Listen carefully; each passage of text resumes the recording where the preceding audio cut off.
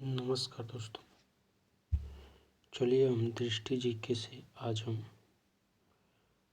भारतीय राज्य व्यवस्था देख लेते हैं। इसके पहले एक भारतीय राज्य व्यवस्था का वीडियो अपलोड हो चुका है।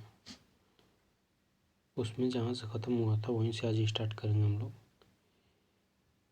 यह बुक वनडे पेपर के साथ साथ सिविल सेवा के प्री पेपर के लिए भी काफ़ी इम्पोर्टेंट है। इसमें फैक्ट जो है काफ़ी अच्छे तरीके से दिए गए हैं, जिसको तैयार कर लेने के बाद काफ़ी कम संभावनाएं बच जाती हैं कि आपका फैक्ट छूट जाए। चलिए आइए जहाँ से कल ख़त्म हुआ था वहीं से आज देख लेते हैं।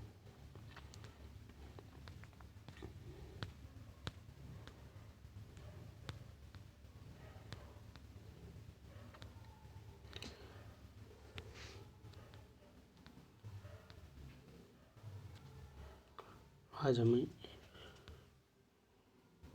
ये जो अनुच्छेद गांधीवादी तत्व, समाजवादी तत्व तथा उदारवादी तत्व यही देखना है। इसके पहले वाले वीडियो में यहाँ तक हो गया था। चलिए गांधीवादी तत्व किसमें है तो अनुच्छेद 40 में, 43 में, 43 ख में, अनुच्छेद 46 को कहा जाता है, अनुच्छेद 47 को भी कहा जाता है, अनुच्छेद 48 को भी कहा जाता है।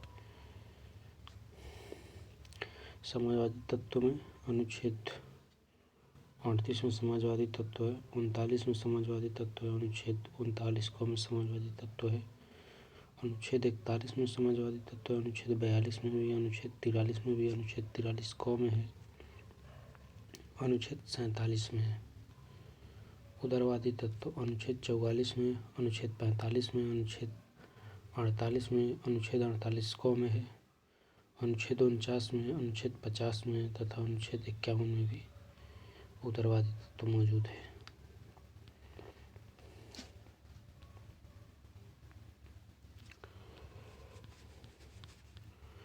मूल कर्तव्य जो कि भाग 4 क के अनुच्छेद 51 क के तहत है। स्वर्ण सिंह समिति की सिफारिश के आधार पर 42वें संविधान संशोधन अधिनियम 1976 द्वारा भाग 4 क अंत स्थापित किया गया और इसमें अनुच्छेद 51 का अंत स्थापित कर 10 मूल कर्तव्य जोड़े गए। मूल कर्तव्य न्यायालय द्वारा परिवर्तनीय नहीं है, यानी इसको जाकर के हम न्यायालय में लागू करवा नहीं सकते हैं। वर्तमान में इनकी संख्या 11 है।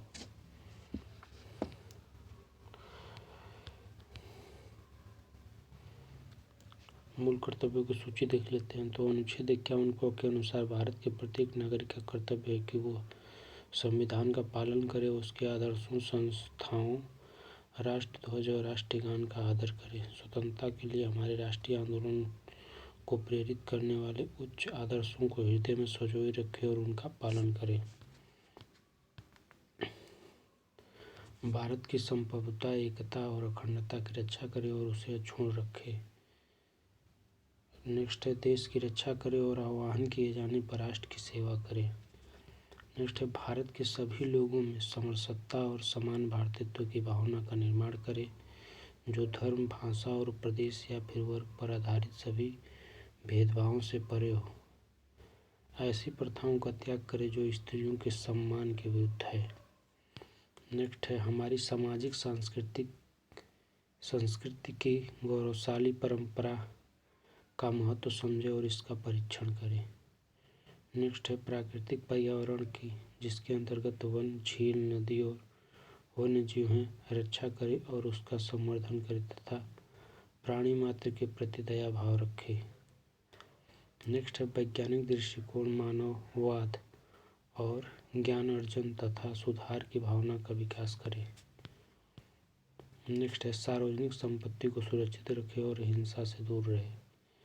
नेक्स्ट है व्यक्तिगत और सामूहिक गतिविधियों के सभी क्षेत्रों में उत्कर्ष की ओर बढ़ने का सतत प्रयास करें, जिससे राष्ट्र निरंतर बढ़ते हुए प्रयत्नों और उपलब्धियों की नई ऊंचाइयों को छू ले। नेक्स्ट है जो माता पिता या संरक्षक हो वह 6 से 14 वर्ष की आयु के यथास्थिति अपने बच्चे अथवा प्रतिपाल्य को शिक्षा प्राप्त करने के अवसर प्रदान करे। ये 11वां, इसको 86वें संविधान संशोधन 2002 द्वारा जोड़ा गया।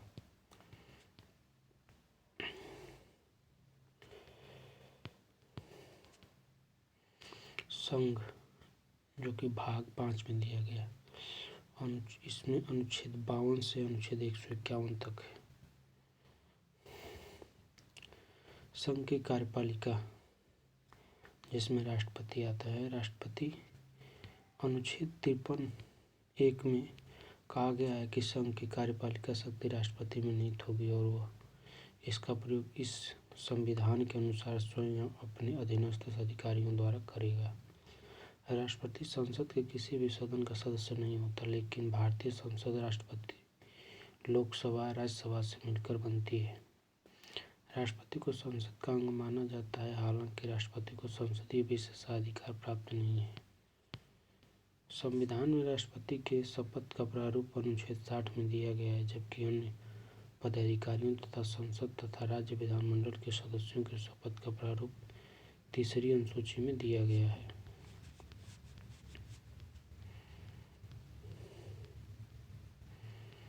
भारत के राष्ट्रपति, चलिए क्रम से भारत के राष्ट्रपति देख लेते हैं।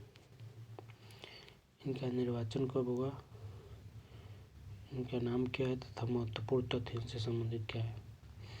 पहले थे 1952 में डॉक्टर राजेंद्र प्रसाद, प्रथम राष्ट्रपति थे, 1952 में बने थे। फिर 1957 में दूसरी बार बने डॉक्टर राजेंद्र प्रसाद, ये दोबारा निर्वाचित। 1962 में डॉक्टर एस राधाकृष्णन बने, पूर्व राष्ट्रपति थे, उपराष्ट्रपति थे। 1967 में जाकिर हुसैन साहब बने थे, डॉक्टर जाकिर हुसैन, ये भी पूर्व उपराष्ट्रपति थे। 1969 में बीबी गिरी बने थे, ये भी पूर्व उपराष्ट्रपति थे। 1974 में फखरुद्दीन अली अहमद बने थे, यह आपातकाल लगाया था इन्होंने। 1977 में एन संजीव रेड्डी बने थे, जो निर्विरोध निर्वाचित हुए थे। 1982 में ज्ञानी जैल सिंह बने थे, जो प्रथम सिख राष्ट्रपति थे। 1987 में आर वेंकटरमण बने थे, जो पूर्व उपराष्ट्रपति थे। 1992 में डॉक्टर शंकर दयाल शर्मा बने थे, ये भी पूर्व उपराष्ट्रपति थे। 1997 में KR नारायण बने थे, ये भी पूर्व उपराष्ट्रपति ही थे। 2002 में डॉक्टर APJ अब्दुल कलाम बने, जो वैज्ञानिक थे। 2007 में श्रीमती प्रतिभा पाटिल बनी थी, ये प्रथम महिला राष्ट्रपति थी। 2012 में प्रणब मुखर्जी बने थे, ये पूर्व वित्त मंत्री थे। 2017 में रामनाथ कोविंद बने थे, ये पूर्व राज्यपाल थे, कहाँ, बिहार के। बीबी गिरी ने कार्यवाहक राष्ट्रपति एवं राष्ट्रपति के तौर पर कार्य किया। जाकिर हुसैन और फखरुद्दीन अली अहमद का कार्यकाल के दौरान निधन हो गया। नीलम संजीव रेड्डी एकमात्र राष्ट्रपति हैं जिन्होंने लोकसभा अध्यक्ष के रूप में भी काम किया। ज्ञानी जैल सिंह, शंकर दयाल शर्मा, BD जयंती जनक ये कार्यवाहक थे। नीलम संजीव रेड्डी ने राज्यों के मुख्यमंत्री के रूप में भी कार्य किया। कौन कौन, तो ज्ञानी जैल सिंह, शंकर दयाल शर्मा, BD जयंती, नीलम संजीव रेड्डी ने राज्यों के मुख्यमंत्री के तौर पर भी कार्य किया था। अभी तक 5 राष्ट्रपतियों, एस राधाकृष्णन को 1954 में, राजेंद्र प्रसाद को 1962 में, जाकिर हुसैन को 1963 में तथा APJ अब्दुल कलाम को 1997 और प्रणब मुखर्जी को 2019 को भारत रत्न दिया जा चुका है। कितने राष्ट्रपतियों को, 5 को। भारत के राष्ट्रपति व उपराष्ट्रपति में तुलना देख लेते हैं। तुलना का आधार इधर लेफ्ट साइड में दिया गया है। फिर राष्ट्रपति देन उपराष्ट्रपति। राष्ट्रपति से संबंधित अनुच्छेद 52 है, जबकि उपराष्ट्रपति से संबंधित 63 है। पद हेतु अर्हता, भारत राष्ट्रपति भारत का नागरिक 35। पद हेतु अर्हता, भारत के राष्ट्रपति के लिए पद हेतु अर्हता क्या है, तो भारत का नागरिक होना चाहिए, 35 वर्ष की आयु पूर्ण कर चुका हो, लोकसभा सदस्य निर्वाचित होने की योग्यता हो तथा लाभ के पद पर न हो। उपराष्ट्रपति के लिए भारत का नागरिक ये भी होना चाहिए, 35 वर्ष की आयु पूर्ण कर चुका हो, राज्यसभा का सदस्य निर्वाचित होने की योग्यता हो तथा लाभ के पद पर न हो। निर्वाचन गण राष्ट्रपति के लिए संसद के दोनों सदनों एवं राज्य के विधान सभाओं जो कि विधान परिषद नहीं के निर्वाचन सदस्य तथा दिल्ली एवं पुडुचेरी विधानसभा के निर्वाचन सदस्य। इसको 17वां संविधान संशोधन 1992 द्वारा जोड़ा गया।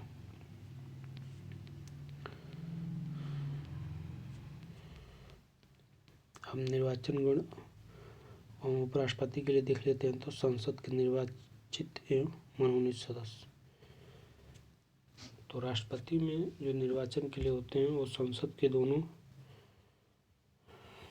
सदनों एवं राज्य के विधानसभाओं के जो विधानसभा में मतलब 6 राज्यों में अभी तक तो मान लीजिए कि विधान परिषद है, तो वहाँ के विधान परिषदों के नहीं विधानसभाओं के सदस्य होने चाहिए और दोनों सदनों के जो निर्वाचित सदस्य हैं वही होने चाहिए, क्योंकि उसमें मनोनीत सदस्य भी होते हैं राज्यसभा में और लोकसभा में भी मनोनीत सदस्य, तो मनोनीत सदस्य नहीं होने चाहिए, निर्वाचित सदस्य ही होने चाहिए और राष्ट्रपति के चुनाव में। जबकि संसद के क्या नाम है उपराष्ट्रपति के चुनाव में इसमें दोनों सदनों के निर्वाचित मतलब जो भी सदस्य हैं वो दोनों होते हैं, चाहे निर्वाचित हो या फिर मनोनीत हो।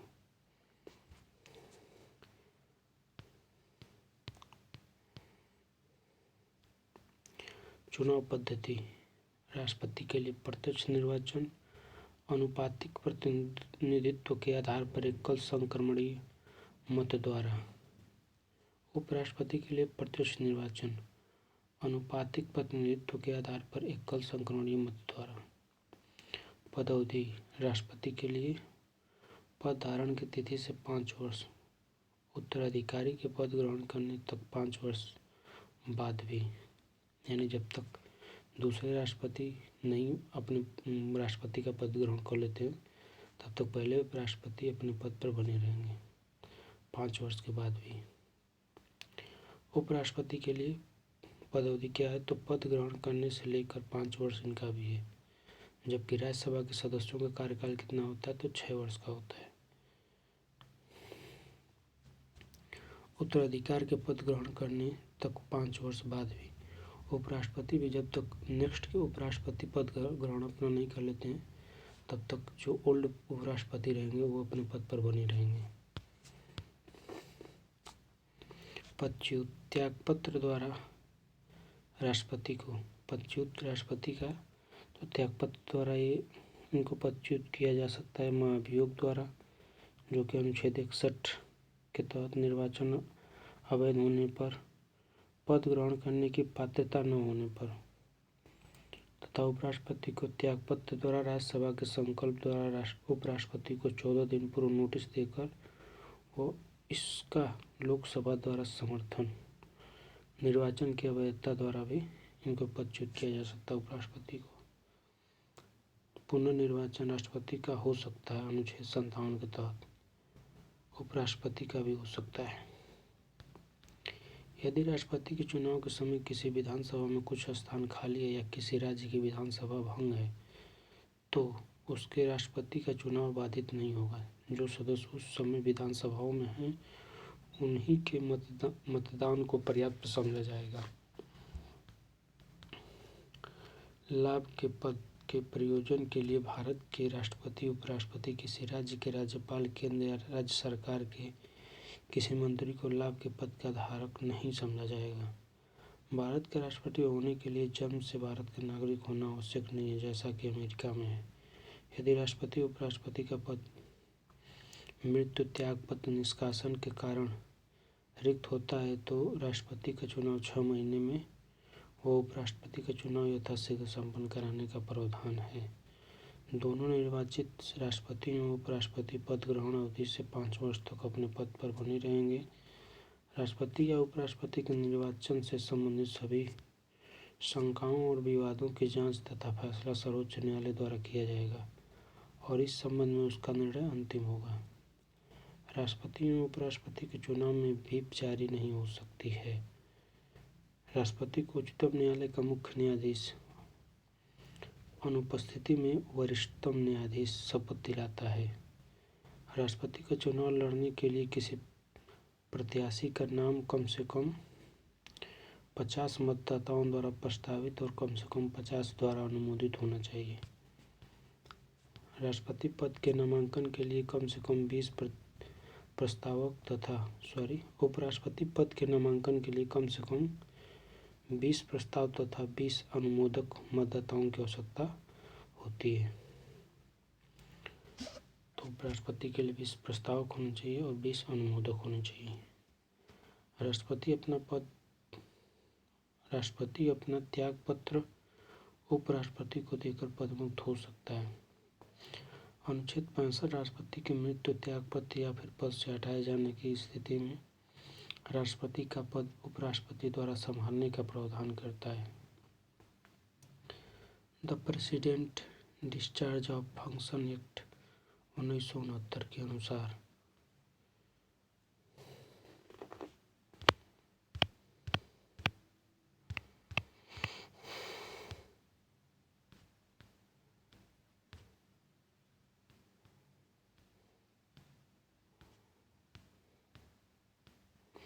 यदि राष्ट्रपति का पद खाली है तो भारत का मुख्य न्यायाधीश इस पद पर आसीन होगा और उसका पद भी रिक्त होने पर सर्वोच्च न्यायालय का वरिष्ठतम न्यायाधीश राष्ट्रपति का पद संभालेगा। ऐसी एक परिस्थिति 1969 में उत्पन्न हुई थी जब भारत के मुख्य न्यायाधीश मोहम्मद हिदायतुल्लाह ने राष्ट्रपति का पद संभाला था। राष्ट्रपति की शक्तियाँ अनुच्छेद 77 के अनुसार भारत की समस्त कार्यपालिका कार्यवाहियाँ राष्ट्रपति के नाम से की हुई कही जाएंगी। सभी नियुक्तियां राष्ट्रपति को अपने विवेक से नहीं, मंत्रिपरिषद की सलाह के अनुसार करनी होती है। कुछ पदों के मामले में उसे भिन्न व्यक्तियों की सलाह लेनी होती है। राष्ट्रपति देश की सेनाओं का सर्वोच्च सेनापति है। उसे किसी देश के साथ युद्ध घोषित करने तथा शांति स्थापित करने की शक्ति दी गई है, किंतु यह शक्ति औपचारिक मात्र है। राष्ट्रपति संसद के समक्ष निम्नलिखित प्रतिवेदन प्रस्तुत कराएगा। कौन कौन? तो बजट या फिर वार्षिक वित्तीय विवरण, जिसका उल्लेख अनुच्छेद 112 में दिया गया है। नियंत्रक एवं महालेखा परीक्षक CAG का प्रतिवेदन, जिसका उल्लेख अनुच्छेद 151 में दिया गया। वित्त आयोग की सिफारिश, जिसका उल्लेख अनुच्छेद 281 में दिया गया है। संघ लोक सेवा आयोग का वार्षिक प्रतिवेदन, जिसका उल्लेख अनुच्छेद 323 में दिया गया।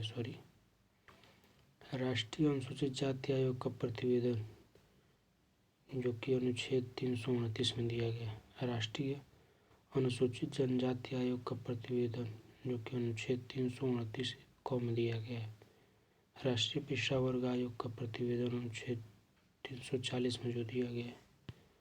अनुच्छेद 117(1) में उपलब्ध है कि कोई भी धन विधेयक राष्ट्रपति की सिफारिश से ही संसद में पेश किया जाएगा, अन्यथा नहीं। राष्ट्रपति और राज्यपाल की शक्तियों की तुलना चलिए देख लेते हैं। शक्ति इधर लेफ्ट साइड में दिया गया है, फिर राष्ट्रपति, देन राज्यपाल। कार्यकारी शक्तियाँ राष्ट्रपति की, प्रधानमंत्री एवं मंत्रिपरिषद, महान्यायवादी, नियंत्रक एवं महालेखा परीक्षक, उच्चतम एवं उच्च न्यायालय के न्यायाधीश, राज्यपाल एवं उपराज्यपाल, मुख्य एवं अन्य निर्वाचन आयोग, संघ लोक सेवा आयोग के अध्यक्ष एवं सदस्य, वित्त आयोग के अध्यक्ष, अनुसूचित जाति जनजाति, भाषाई अल्पसंख्यकों के विशेष अधिकारी आदि की नियुक्ति करता है। कौन? राष्ट्रपति। यह इसकी कार्यकारी शक्ति है। राज्यपाल की कार्यकारी शक्ति क्या है?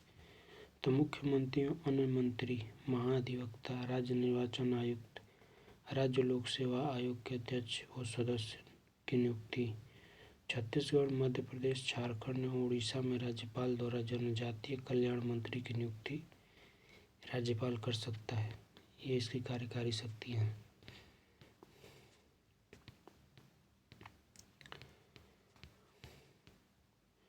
अब विधायी शक्तियों के अंतर्गत देख लेते हैं।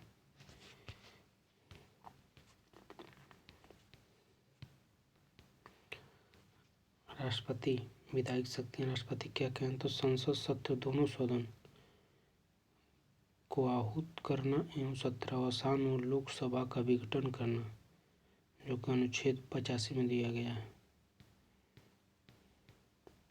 तथा राज्यसभा में 12 व्यक्तियों को नामांकित करना, जो कि साहित्य, विज्ञान, कला और समाज सेवा से जुड़े हुए हैं, अनुच्छेद जिसका उल्लेख 80 में किया गया है, तथा आंग्ल भारतीय समुदाय के 2 सदस्यों को लोकसभा में नामांकित, जिसका उल्लेख अनुच्छेद 331 में किया गया है, करना। प्रत्येक नए चुनाव और नए वर्ष में संसद के प्रथम अधिवेशन को संबोधित करना। ये विधायी शक्तियाँ हैं किसकी? तो राष्ट्रपति की। अब राज्यपाल की विधायी शक्तियाँ देख लेते हैं। विधानमंडल के दोनों सदनों के सत्र आहूत करना और सत्रावसान करना। विधान परिषद के 1/6 सदस्यों को नामांकित करना, जो कि साहित्य, विज्ञान, कला, सहकारी आंदोलन, समाज सेवा से जुड़े हों, तथा एंग्लो भारतीय समुदाय के 1 सदस्य को विधान सभा में नामांकित करना, अनुच्छेद 333 के तहत इसका उल्लेख है। प्रत्येक वर्ष के प्रथम सत्र में संयुक्त अधिवेशन के समक्ष अभिभाषण। ये क्या है? ये राज्यपाल की विधायी शक्ति है।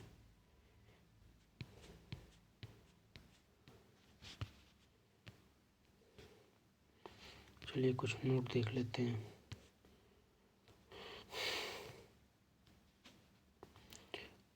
पच्चीस जनवरी 2019 को लागू हुए 104वें संविधान संशोधन अधिनियम 2019 द्वारा लोकसभा और राज्य विधानसभाओं में आंग्ल भारतीय समुदायों के व्यक्तियों हेतु स्थानों के आरक्षण का प्रावधान निष्प्रभावित कर दिया गया है। हालांकि वर्तमान लोकसभा और विधानसभाओं के विघटन तक इसमें आंग्ल भारतीय समुदाय के सदस्यों हेतु स्थान आरक्षित बने रहेंगे। अब न्यायिक शक्तियाँ देख लेते हैं। राष्ट्रपति की न्यायिक शक्ति क्या है? सैन्य न्यायालय संघ के कानूनों के उल्लंघन, मृत्युदंड के सभी मामले में दोष सिद्ध व्यक्ति का दंड कम या माफ कर सकता है। कौन? राष्ट्रपति, जिसका उल्लेख अनुच्छेद 72 में दिया गया है। किसका? न्यायिक शक्तियों का उसके।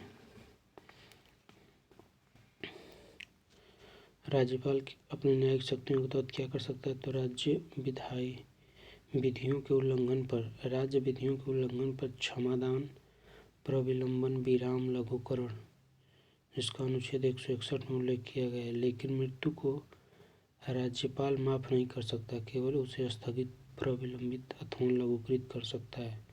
सैन्य न्यायालय के तहत सजा प्राप्ति के संदर्भ में राज्यपाल को कोई शक्ति नहीं प्राप्त है। इसमें राष्ट्रपति को एब्सोल्यूट राइट है। राष्ट्रपति के अध्यादेश जारी करने की शक्ति अनुच्छेद 123 के तहत दी गई है। अनुच्छेद 123 के अनुसार अध्यादेश जारी करने की निम्नलिखित परिस्थितियाँ होती हैं। संसद के दोनों सदनों अथवा एक सदन सत्र में न हो, यदि राष्ट्रपति को ऐसी प्रतीत होता हो कि विधि के निर्माण की तत्काल आवश्यकता हो, सरकार के समक्ष आकस्मिक परिस्थितियाँ विद्यमान हो, राष्ट्रपति संघ सूची और समवर्ती सूची से संबंधित विषयों पर अध्यादेश जारी करता है। यदि किसी राज्य में राष्ट्रपति शासन को अथवा राष्ट्रीय आपातकाल लगा हो तो राष्ट्रपति राज्य सूची पर भी अध्यादेश जारी कर सकता है। अध्यादेश की अवधि। अध्यादेश संसद की बैठक होने पर दोनों सदनों के समक्ष प्रस्तुत किया जाता है। यदि सदन के दोनों सदन अध्यादेश को पारित कर देते हैं तो अध्यादेश कानून का रूप ले लेता है। यदि सदन द्वारा इस पर कार्रवाई नहीं की जाती है तो सदन की बैठक के 6 सप्ताह बाद यह अध्यादेश समाप्त हो जाता है। यदि संसद के दोनों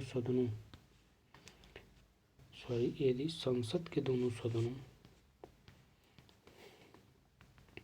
की बैठक अलग अलग तिथियों को बुलाई जाती है तो यह 6 सप्ताह वाली अवधि बाद वाली तिथि से गिनी जाती है। बाद वाली मतलब अगर जो मान लीजिए कि लोकसभा पहले बैठ गई और राज्यसभा 1 महीने बाद बैठी, तो राज्यसभा जब बैठेगी वहाँ से 6 सप्ताह लिया जाएगा। राष्ट्रपति की क्षमादान शक्तियाँ, जिसका उल्लेख अनुच्छेद 72 में किया गया है। लघुकरण किसी कठोर प्रकृति के दंड के स्थान पर हल्की प्रकृति का दंड दिया जाना, जैसे कठोर कारावास को साधारण कारावास में बदल देना। परिहार, इसका अर्थ है दंड के आदेश की प्रकृति बदले बिना दंड की मात्रा को कम कर देना, जैसे 5 वर्ष के कठोर कारावास को कम करके 2 वर्ष के कठोर कारावास में परिवर्तित कर देना।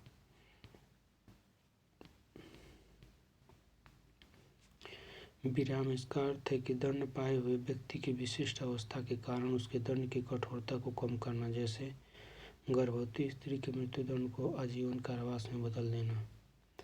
प्रविलंबन, इसका अर्थ है मृत्युदंड को अस्थायी तौर पर निलंबित कर देना। क्षमा, इसका अर्थ है अपराधी को दंड या दंडादेश से पूरी तरह मुक्त कर देना। यदि संसद के दोनों सदन अध्यादेश पर निर्मोदन कर देते हैं तो यह निर्धारित 6 सप्ताह की अवधि से पहले ही समाप्त हो जाएगा, क्योंकि संसद के दोनों सत्रों के बीच अधिकतम अवधि 6 महीने की होती है। यह संसद द्वारा अध्यादेश पर कार्रवाई न करने की स्थिति में यह अध्यादेश प्रथम बैठक से 6 सप्ताह पश्चात समाप्त हो जाता है। अतः इस तरह अध्यादेश की अधिकतम अवधि 6 महीने 6 सप्ताह होती है। आपातकालीन शक्तियाँ। आपात उपबंध भाग 18 में किया गया अनुच्छेद 352 से 360 के अंतर्गत इसका उल्लेख है। इसकी शक्तियाँ राष्ट्रपति के पास हैं। अनुच्छेद 352 में वर्णित है कि यदि राष्ट्रपति को यह समाधान हो जाता है कि युद्ध, बाह्य आक्रमण या सशस्त्र विद्रोह के होने या इनमें से किसी की संभावना के कारण भारत या उसके किसी भाग की सुरक्षा संकट में है, तो वह संपूर्ण देश या उसके किसी भाग में आपातकालीन की घोषणा कर सकेगा। 44वें संविधान संशोधन अधिनियम 1978 के द्वारा अनुच्छेद 352 में आंतरिक अशांति को सशस्त्र विद्रोह शब्द से विस्थापित किया गया। अभी तक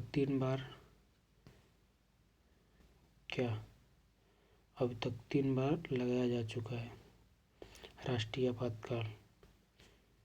पहला 1962 में, दूसरा 1971, तीसरा 1975 में।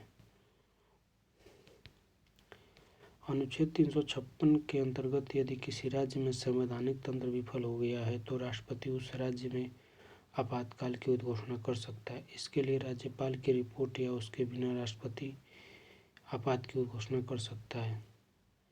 सबसे पहला जो लगाया गया था आपातकाल राष्ट्रपति शासन जो सबसे पहले लगाया था वो पंजाब में लगा था, और सबसे अधिक बार अभी तक लग गया है उत्तर प्रदेश में 10 बार। अनुच्छेद 360 में बताया गया है कि यदि राष्ट्रपति को यह समाधान हो जाता है कि भारत या उसके किसी भाग का वित्तीय स्थायित्व या फिर साख संकट में है, तो वह वित्तीय आपातकाल की उद्घोषणा कर सकेगा। अभी तक भारत में वित्तीय आपातकाल की उद्घोषणा नहीं की गई है।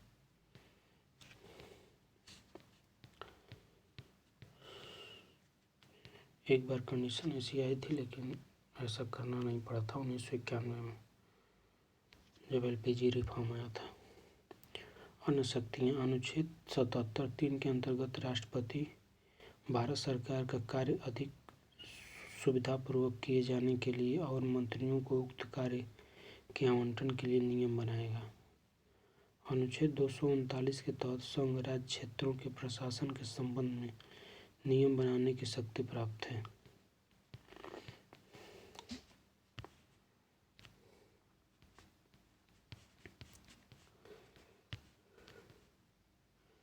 अनुच्छेद 341 और 342 के तहत अनुसूचित जाति और अनुसूचित जनजाति के रूप में विभिन्न सामाजिक समूहों को पहचानने तथा उन्हें शामिल करने की शक्ति है राष्ट्रपति को।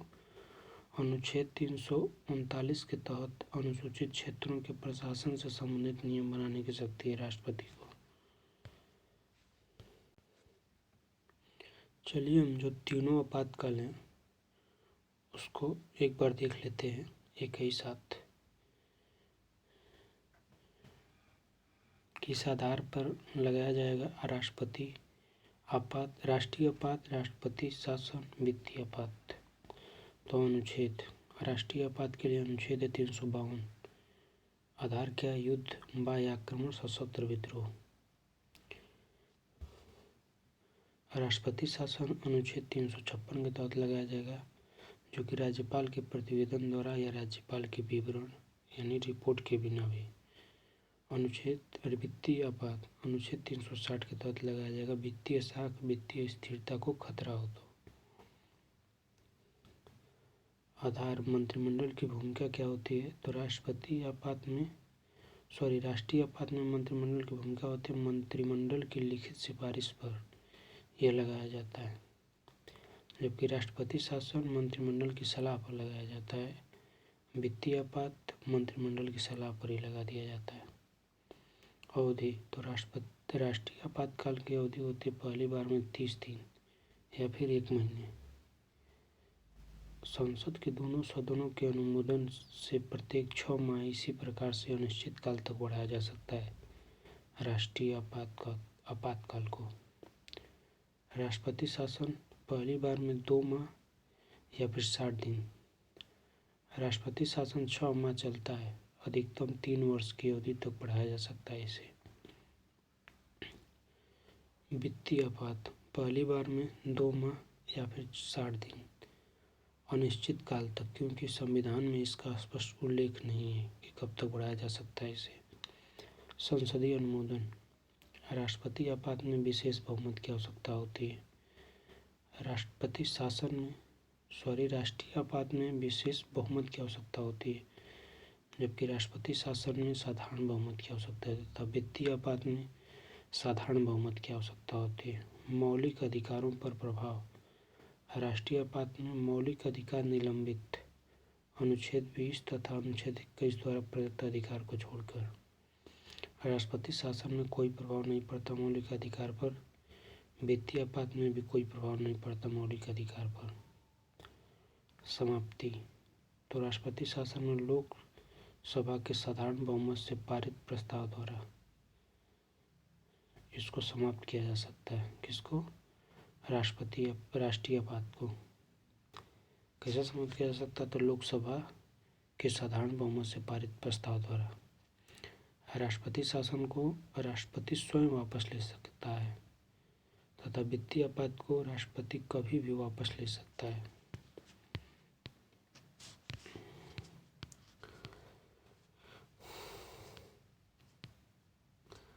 राष्ट्रपति की वीटो या फिर निषेधाधिकार शक्ति, अत्यंतिक वीटो जिसे एब्सोल्यूट वीटो भी कहते हैं, ऐसे वीटो जो कि विधायिका द्वारा पारित विधेयक को पूरी तरह खारिज कर सकता है।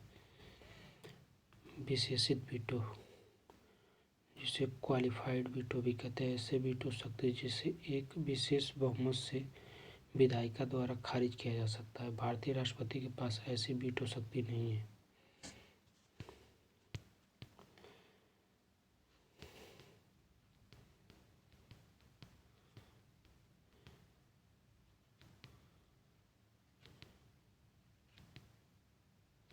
निलंबनकारी वीटो, कार्यपालिका के प्रमुख द्वारा किए गए वीटो को विधायिका पुनर्विचार करके साधारण बहुमत से पुनः पारित करके खारिज कर सकती है।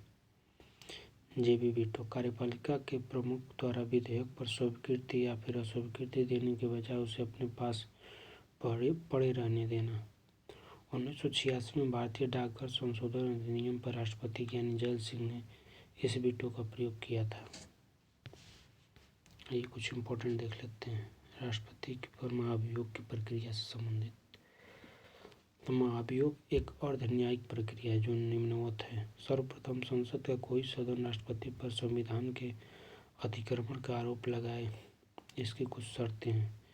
यह आरोप एक संकल्प यानी रेजोल्यूशन के रूप में होना चाहिए, कम से कम 14 दिनों की पूर्व सूचना के बाद प्रस्तावित हो, सदन की कुल संख्या का कम से कम 1/4 सदस्यों द्वारा हस्तांतरित संकल्प प्रस्ताव हो, संसद की कुल सदस्य संख्या के कम से कम 2/3 बहुमत से संकल्प पारित हो।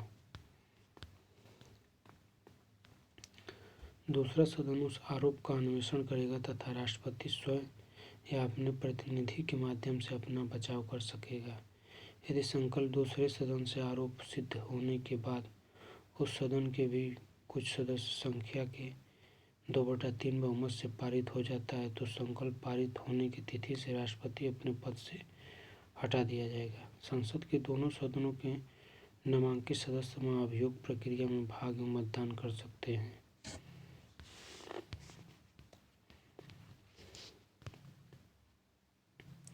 उपराष्ट्रपति अनुच्छेद 64 के अनुसार उपराष्ट्रपति राज्यसभा का पदेन सभापति होगा। उपराष्ट्रपति राज्यसभा की कार्यवाहियों की अध्यक्षता करता है। उसे निर्णायक मत देने का भी अधिकार है, हालांकि वो सदन का सदस्य नहीं होता है।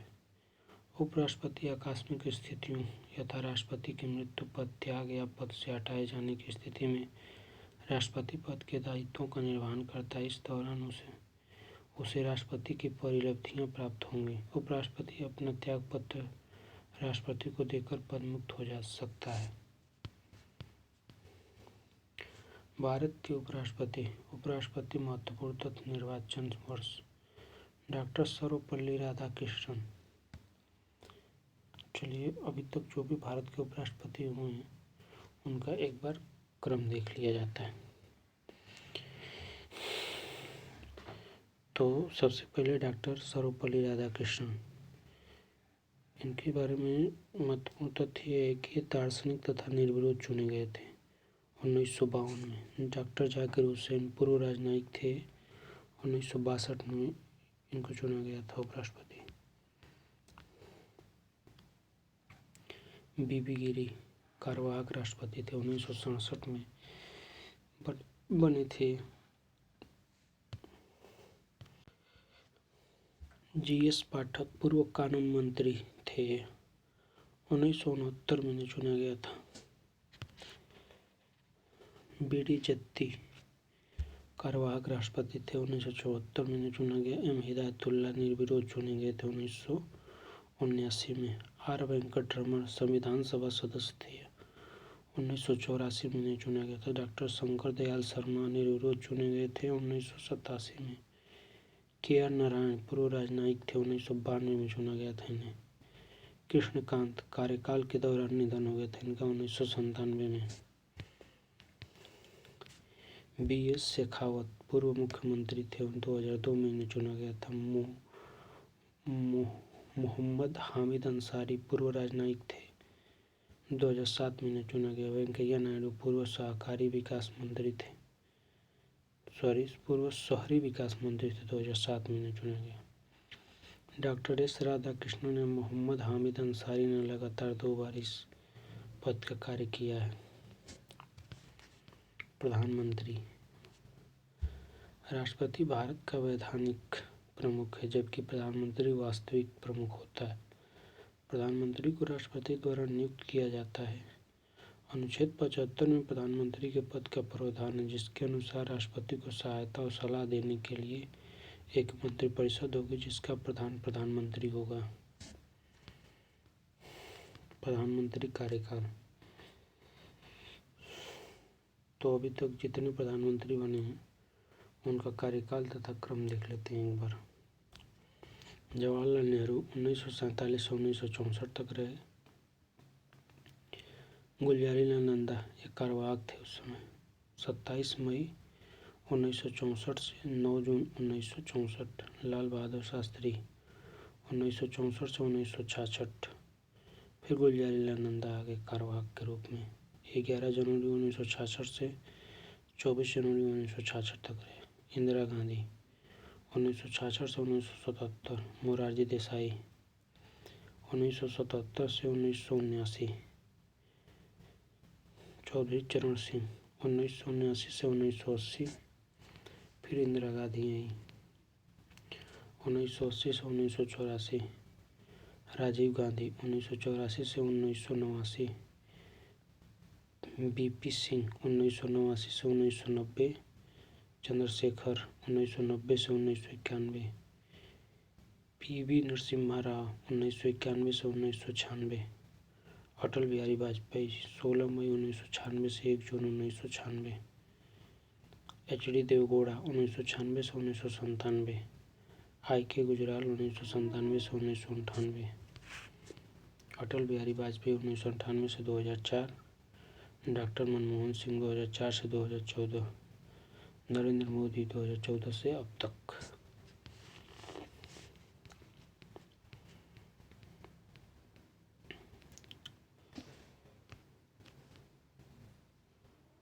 संविधान के अनुसार प्रधानमंत्री संसद के दोनों सदनों में से किसी भी सदन का सदस्य हो सकता है। इंदिरा गांधी 1966, एच.डी. देवेगौड़ा 1996, डॉक्टर मनमोहन सिंह 2004-2009 राज्यसभा के सदस्य थे। मोरारजी देसाई, चौधरी चरण सिंह, पी.वी. नरसिम्हा राव, एच.डी. देवेगौड़ा, नरेंद्र मोदी वो प्रधानमंत्री हैं जिन्होंने राज्य के मुख्यमंत्री के रूप में भी कार्य किया है। 6 ये लोग। प्रधानमंत्री के दायित्व राष्ट्रपति को सिफारिश करे कि किन व्यक्तियों को मंत्री पद पर नियुक्त किया जाए। वह मंत्रियों को विभिन्न मंत्रालयों का आवंटन करता है और आवश्यकता अनुसार उसमें परिवर्तन करता है। राष्ट्रपति को संसद सत्र आहूत करने या फिर सत्र अवसान करने या लोकसभा के विघटन की सलाह दे सकता है। प्रधानमंत्री का कार्यकाल सामान्यतः 5 वर्ष का होता है। प्रधानमंत्री द्वारा त्यागपत्र देना या उसकी मृत्यु होने दोनों ही परिस्थितियों में मंत्रिपरिषद को स्वतः समाप्त हो जाती है। प्रधानमंत्री नीति आयोग, अंतर्राज्यीय परिषद, राष्ट्रीय जल संसाधन परिषद एवं राष्ट्रीय एकता परिषद का अध्यक्ष होता है। केंद्रीय मंत्रिपरिषद। केंद्रीय मंत्रिपरिषद का प्रमुख प्रधानमंत्री होता है।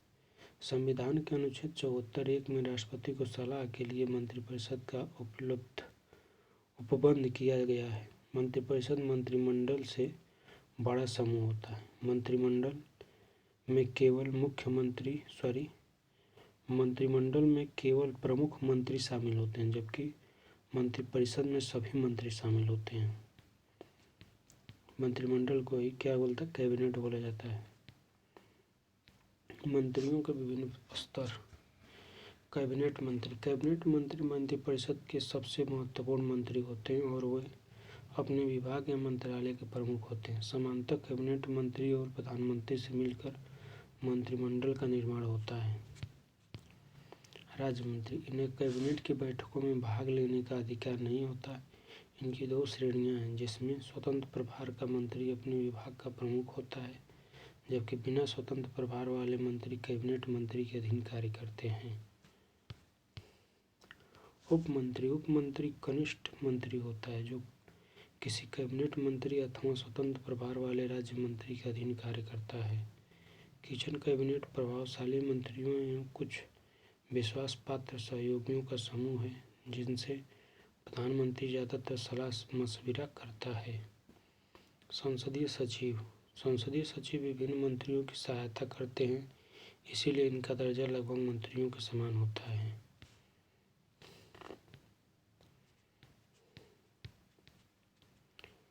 संविधान में निर्धारित मंत्रिपरिषद के आकार का अतिक्रमण न हो, इसलिए संसदीय सचिव को सैद्धांतिक रूप में मंत्रिपरिषद के समूह में नहीं रखा जाता। भारत में मंत्रियों का कोई विधिक उत्तरदायित्व तो नहीं होता, जबकि ब्रिटेन में इस प्रकार की व्यवस्था है। ब्रिटिश राजनीतिक व्यवस्था में शैडो कैबिनेट यानी छाया मंत्रिमंडल एक अनोखी व्यवस्था है जिसे विपक्षी दलों द्वारा सरकार के साथ तुलना के लिए बनाया जाता है। मंत्रियों के दायित्व। व्यक्तिगत उत्तरदायित्व। अनुच्छेद 75(2) के अनुसार मंत्री राष्ट्रपति के प्रसाद पर्यंत पद धारण करता है। सामूहिक उत्तरदायित्व क्या है? तो अनुच्छेद 75(3) के अनुसार मंत्रिपरिषद सामूहिक रूप से लोकसभा के प्रति उत्तरदायी होती है। अनुच्छेद 75(5) में यह कहा गया है कि कोई मंत्री जो निरंतर 6 मास की अवधि तक संसद के किसी सदन का सदस्य नहीं है, उस अवधि की समाप्ति पर मंत्री नहीं रहेगा। 91वें संविधान संशोधन अधिनियम 2003 के माध्यम से अंततः स्थापित अनुच्छेद 75(1) क के अनुसार मंत्रिपरिषद में मंत्री सहित मंत्रियों की मंत्रिपरिषद में प्रधानमंत्री सहित मंत्रियों की कुल संख्या लोकसभा सदस्य की कुल सदस्य संख्या के 15% से अधिक नहीं होगी। यह कब किया गया? 2003 में 91वें संविधान संशोधन द्वारा। भारत का महान्यायवादी अटॉर्नी जनरल ऑफ इंडिया, आइए इसके बारे में देख लेते हैं। संविधान का अनुच्छेद 76 भारत का महान्यायवादी के पद का प्रावधान करता है, जिसकी नियुक्ति राष्ट्रपति द्वारा की जाती है तथा यह राष्ट्रपति के प्रसाद पर्यंत अपना पद धारण करता है। यह भारत सरकार का सर्वोच्च विधि अधिकारी होता है। 3 अधिकारियों को विधि अधिकारी माना गया है। यह है भारत का महान्यायवादी, भारत के महाधिवक्ता तथा भारत के अपर महाधिवक्ता। दोनों वैधानिक पद हैं। इनमें महान्यायवादी सर्वोच्च स्तर पर है। महान्यायवादी की नियुक्ति होने के लिए उन योग्यताओं का होना आवश्यक है जो उच्चतम न्यायालय के न्यायाधीश नियुक्त होने के लिए होती है। शक्ति। अनुच्छेद 76(3) के अनुसार महान्यायवादी को सभी न्यायालयों में सुनवाई का अधिकार होगा। अनुच्छेद 88 में कहा गया है कि महान्यायवादी को संसद के किसी भी सदन, दोनों सदनों की संयुक्त बैठक तथा संसद की किसी समिति जिसका वह सदस्य है की कार्यवाहियों में भाग लेने तथा बोलने का भी अधिकार है। हालांकि उसे संसद के सदनों में मत देने का अधिकार नहीं है। अनुच्छेद 105(4) के अनुसार महान्यायवादी को अपने कार्यकाल के दौरान संसद सदस्यों को प्राप्त होने वाली सभी उन्मुक्तियां व विशेषाधिकार भी प्राप्त होते हैं।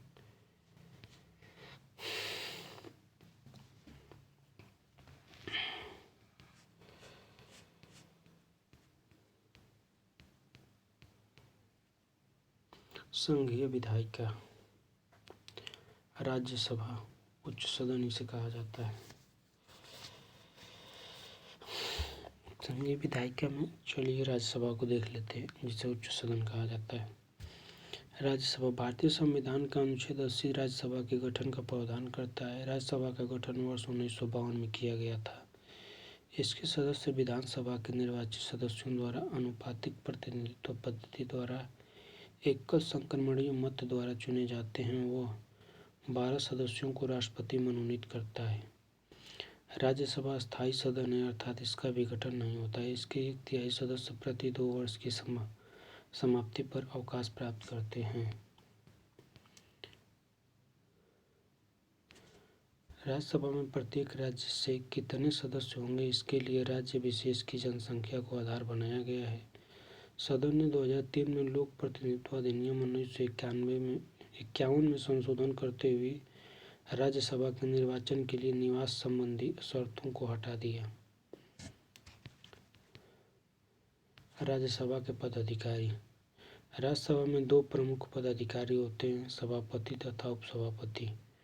भारत का उपराष्ट्रपति ही राज्यसभा का पदेन सभापति होता है। हालांकि वह राज्यसभा का सदस्य नहीं होता। राज्यसभा अपने सदस्यों में से किसी एक को उपसभापति के तौर पर निर्वाचित करती है। राज्यसभा के कार्यकाल तथा शक्तियाँ। गैर वित्तीय विधेयकों के संबंध में राज्यसभा को उतनी ही शक्तियाँ प्राप्त हैं जितनी लोकसभा को। धर्म विधेयक के मामले में उसे 14 दिनों के भीतर विचार करके अपनी राय लोकसभा पर अबाध्यकारी लोकसभा को भेजनी होती है। यानी जो धन विधेयक होता है उससे 14 दिन तक कौन राज्यसभा रोक सकती है, उसके बाद उसे भेजना होता है लोकसभा को। संविधान संशोधन विधेयक के मामले में राज्यसभा की शक्ति लोकसभा के बराबर है। ध्यातव्य है कि संविधान संशोधन विधेयक के मामले में संयुक्त बैठक का प्रावधान नहीं है। राज्यसभा को 2 ऐसे विशिष्ट अधिकार प्राप्त हैं जो लोकसभा के पास नहीं है। ये क्या क्या है? तो अनुच्छेद 249 के तहत राज्यसभा को अधिकार है कि वह उपस्थित और मतदान करने वाले 2/3 सदस्यों के बहुमत से राज्य सूची में शामिल किसी विषय को राष्ट्रीय महत्व का घोषित कर सकती है। राज्यसभा द्वारा पारित यह संकल्प 1 वर्ष की अवधि के लिए प्रभावित रहेगा। ऐसा किए जाने पर संसद को राज्य सूची के उस विषय पर कानून बनाने का अधिकार मिल जाता है। दूसरा क्या है? अनुच्छेद 312 के अंतर्गत राज्यसभा को शक्ति दी गई है कि वह उपस्थित और मतदान करने वाले 2/3 सदस्यों के समर्थन से कोई नई अखिल भारतीय सेवा या सेवाएं स्थापित करने का अधिकार संसद को दे सकती है।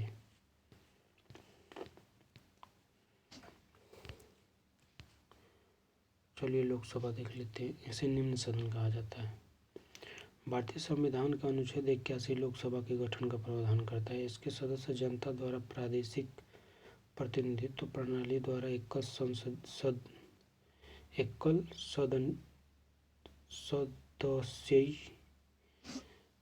इसके सदस्य जनता द्वारा प्रादेशिक प्रतिनिधित्व प्रणाली द्वारा एकल सदस्यीय निर्वाचन क्षेत्र में प्रत्यक्ष निर्वाचन द्वारा निर्वाचित होते हैं। भारत में मंत्रिपरिषद लोकसभा के प्रति उत्तरदायी है, जो कि संसदीय प्रणाली सरकार की मुख्य विशेषता है। लोकसभा चुनाव को first past the post voting system यानी सर्वाधिक मत प्राप्त व्यक्ति की विजय कहा जाता है। परिसीमन क्या होता है देख लेते हैं। प्रत्येक जनगणना के बाद निर्वाचन क्षेत्रों को पुनः विभाजित करने के लिए संसद परिसीमन आयोग गठित करती है, जिसका उल्लेख अनुच्छेद 82 में दिया गया है। परिसीमन का प्रभाव उस लोकसभा पर नहीं होता जिसका कार्यकाल कार्यरत हो, यानी जिसका कार्यकाल चल रहा हो उस पर नहीं होता है परिसीमन का प्रभाव।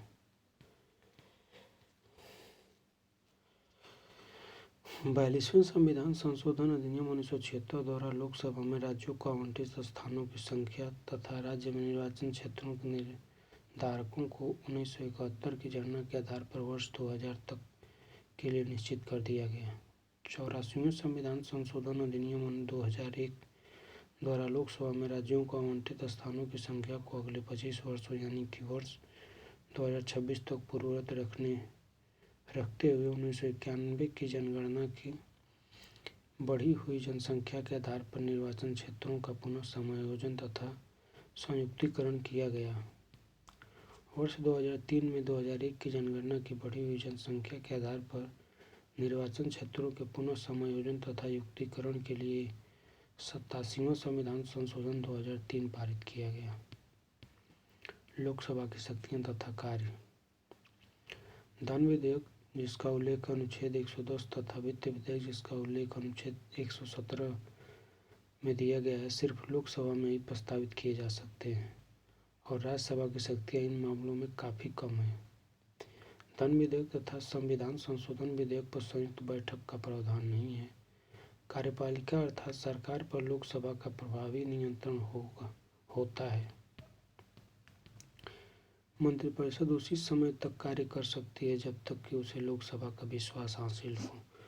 कोई व्यक्ति एक ही समय संसद या फिर राज्य के विधानमंडल के किसी सदन का सदस्य नहीं हो सकता। ऐसी स्थिति में उसे 14 दिनों के अंदर राज्य के विधानमंडल की सीट खाली करनी होती है, अन्यथा संसद में उसकी सदस्यता समाप्त हो जाती है। लोकसभा अध्यक्ष। अनुच्छेद 93 के अनुसार लोकसभा अपने सदस्यों में से एक को अध्यक्ष और एक को उपाध्यक्ष यथाशीघ्र निर्वाचित करेंगे। इसका प्राथमिक कार्य लोकसभा की बैठकों का संचालन करना तथा कार्यवाहियों को व्यवस्थित व नियंत्रित करना है। संचालन संबंधी किसी भी संशय या फिर मतभेद की अवस्था में इसका निर्णय अंतिम होता है।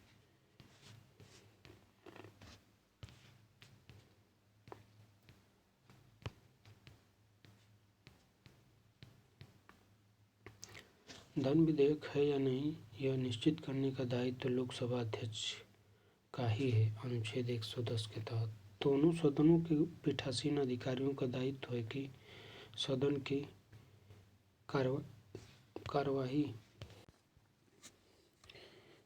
की कार्यवाही संचालित करने के पूर्व आवश्यक न्यूनतम सदस्य संख्या या फिर कोरम सुनिश्चित करें। सदनों में कोरम कुल सदस्य संख्या का 1/10वां भाग होता है। अनुच्छेद 100 के तहत लोकसभा अध्यक्ष किसी प्रस्ताव के पक्ष और विपक्ष में प्रथमतः मत नहीं देता, किंतु मत के बराबर होने की दशा में वह निर्णायक मत देता है। आज तक लोकसभा अध्यक्ष को इस अनन्य निर्णय मतदान के अधिकार का प्रयोग करने की आवश्यकता नहीं पड़ी।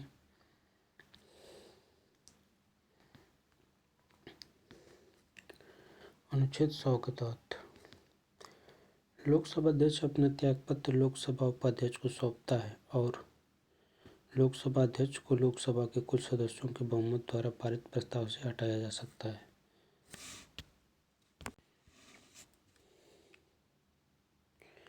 10वीं अनुसूची अर्थात दल बदल विरोधी कानून के तहत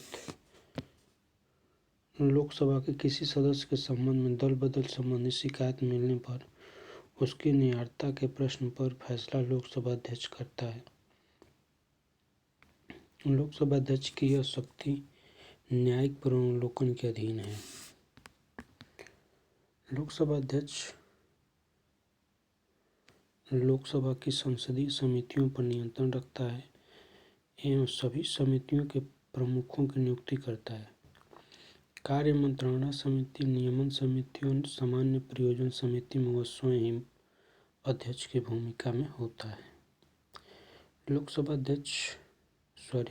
उपाध्यक्ष अध्यक्ष का अधीनस्थ नहीं है। उसका उत्तरदायित्व अध्यक्ष के प्रति नहीं बल्कि लोकसभा के प्रति है। उसे एक विशेषाधिकार भी प्राप्त है कि यदि उसे किसी संसदीय समिति का सदस्य बनाया जाता है तो वह स्वतः ही उस समिति का अध्यक्ष बन जाता है। लोकसभा उपाध्यक्ष अपना त्यागपत्र लोकसभा अध्यक्ष को सौंपता है। लोकसभा के प्रथम अध्यक्ष जीवी मावलंकर थे। प्रोटेम स्पीकर की नियुक्ति राष्ट्रपति द्वारा की जाती है, जो सामान्यतः लोकसभा का सबसे वरिष्ठ सदस्य होता है। प्रोटेम स्पीकर लोकसभा के अध्यक्ष के चुनाव में सदन की मदद करता है एवं नवनिर्वाचित सदस्यों का शपथ ग्रहण करवाता है। तत्पश्चात प्रोटेम स्पीकर का पद स्वतः ही समाप्त हो जाता है। संसद के प्रमुख नेता तो सदन का नेता, इसकी चर्चा संविधान में नहीं है, सदनों की नियमावली में है। सामान्यतः लोकसभा में सदन के नेता का अर्थ प्रधानमंत्री होता है। कभी प्रधानमंत्री राज्यसभा से हो तो वह अपनी मंत्रिपरिषद के किसी ऐसे मंत्री को जो लोकसभा का सदस्य है, लोकसभा में सदन के नेता की भूमिका के लिए मनोनीत कर सकता है या फिर करता है। विपक्ष का नेता, सदन के दोनों सदनों में एक विपक्ष का नेता होता है। विपक्ष के नेता का दर्जा प्राप्त करने के लिए सबसे बड़े विपक्षी दल के पास सदन की कुल सदस्य संख्या का 1/10 भाग होना चाहिए। संचेतक, जिसे व्हिप कहते हैं। संचेतक का अर्थ है संसद में अपने राजनीतिक दल के सदस्यों को अनुशासन में रखना होता है। इसके अलावा यदि किसी मुद्दे पर संसद में मतदान होना हो तो वह अपने दल के सदस्यों को निर्देश जारी करता है कि उन्हें मतदान में प्रस्ताव का समर्थन करना है, विरोध करना है या फिर तटस्थ रहना है। संसद में विधि निर्माण की प्रक्रिया अनुच्छेद 107 से 111 तक। कोई भी विधि शुरुआत में विधेयक यानी बिल होता है। विधेयक संसद द्वारा पारित होने और राष्ट्रपति की मंजूरी के बाद अधिनियम बनता है यानी एक्ट बनता है। संसद में प्रस्तुत किए जाने वाले विधेयक 2 प्रकार के होते हैं। पहला सरकारी विधेयक, दूसरा गैर सरकारी विधेयक या फिर प्राइवेट सदस्य विधेयक। सरकारी विधेयक वो हैं जो किसी मंत्री द्वारा पेश किए जाते हैं। मंत्रिपरिषद के सदस्यों के अलावा किसी भी अन्य सदस्य द्वारा प्रस्तुत विधेयक प्राइवेट सदस्य विधेयक कहलाते हैं, चाहे वह सदस्य सत्तारूढ़ दल के ही क्यों न हो। सभी धन विधेयक सरकारी विधेयक होते हैं। सदन में गैर सरकारी विधेयक को पेश करने से पहले 1 महीने का नोटिस देना जरूरी होता है। लोकसभा में प्रायः प्रत्येक शुक्रवार को प्राइवेट विधेयक के लिए कुछ समय देने की परंपरा है। साधारण विधेयक के कानून बनने से पूर्व कई चरणों से गुजरता है जो निम्नलिखित हैं। प्रथम वाचन, इस चरण में विधेयक को संसद के किसी भी सदन में प्रस्तुत किया जाता है। इसमें सामान्यतः विधेयक पर कोई चर्चा नहीं होती, सिर्फ सदन की अनुमति प्राप्त की जाती है। द्वितीय वाचन, इसके अंतर्गत विधेयक के सभी उपबंधों पर विस्तृत विचार विमर्श होता है। द्वितीय वाचन के अंतर्गत विधेयक 3 उपचरणों से गुजरता है। तथा तृतीय वाचन, इस चरण में सिर्फ संपूर्ण विधेयक को स्वीकार या अस्वीकार करने के संबंध में चर्चा होती है। इस स्तर पर विधेयक के अंतर्गत कोई संशोधन नहीं किया जा सकता। संसद के दोनों सदनों द्वारा पारित किए जाने के बाद विधेयक राष्ट्रपति के पास भेजा जाता है। अनुच्छेद 111 के तहत राष्ट्रपति के पास ऐसे विधेयक के संबंध में 3 विकल्प होते हैं। कौन कौन? राष्ट्रपति वह विधेयक को स्वीकार कर सकता है, उसकी स्वीकृति मिलने पर विधेयक अधिनियम बन जाता है। वह विधेयक को अपने पास रोक सकता है। रोकने का अर्थ है जेबी वीटो अर्थात पॉकेट वीटो का प्रयोग करना।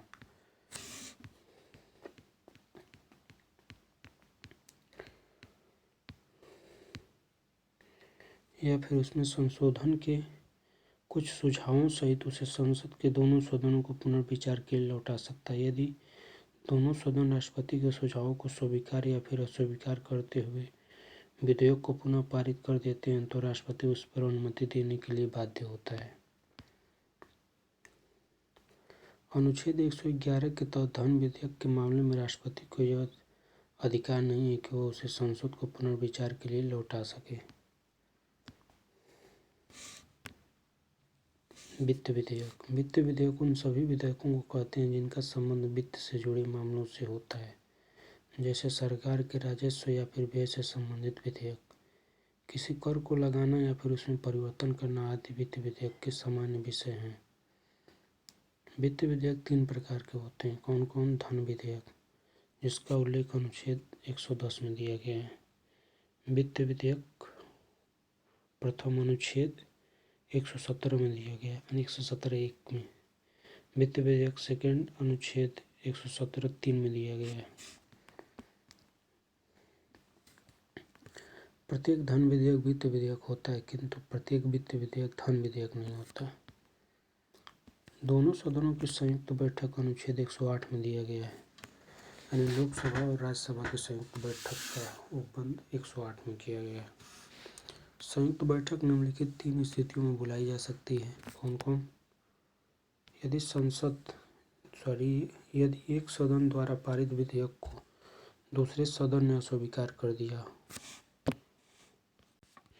यदि विधेयक में किए जाने वाले संशोधन के संबंध में दोनों सदन अंतिम रूप से असहमत हो गए हों, यदि दूसरे सदन ने विधेयक प्राप्त होने की तारीख से 6 महीने पूरे होने तक विधेयक को पारित न किया हो। संयुक्त बैठक साधारण विधेयक या फिर वित्त विधेयक के मामले में राष्ट्रपति द्वारा आहूत की जाती है। धन विधेयक या फिर संविधान संशोधन विधेयक के मामले में संयुक्त बैठक का प्रावधान नहीं है। संयुक्त बैठक की कार्यवाहियों का संचालन तथा उसकी अध्यक्षता लोकसभा अध्यक्ष करता है। लोकसभा अध्यक्ष की अनुपस्थिति में लोकसभा का उपाध्यक्ष संयुक्त बैठक की अध्यक्षता करता है। उपाध्यक्ष की अनुपस्थिति होने पर राज्यसभा का उपसभापति सभापति नहीं यह भूमिका निभाता है, और यदि वह भी न हो तो बैठक में उपस्थित सदस्यों द्वारा निर्णय लिया जाता है कि बैठक की अध्यक्षता कौन करेगा। संयुक्त बैठक की कार्यवाहियाँ लोकसभा के नियमों के अनुसार संचालित होती है, न कि राज्यसभा के नियमों के अनुसार। संसद में बजट संबंधित प्रक्रिया। संविधान में बजट शब्द का उल्लेख नहीं है, इसे वार्षिक वित्तीय विवरण कहा गया है। अनुच्छेद 112 में राष्ट्रपति को यह कर्तव्य सौंपा गया है कि वह प्रत्येक वित्तीय वर्ष के लिए भारत सरकार की अनुमानित प्राप्तियों तथा व्ययों का विवरण संसद के दोनों सदनों में प्रस्तुत कराए।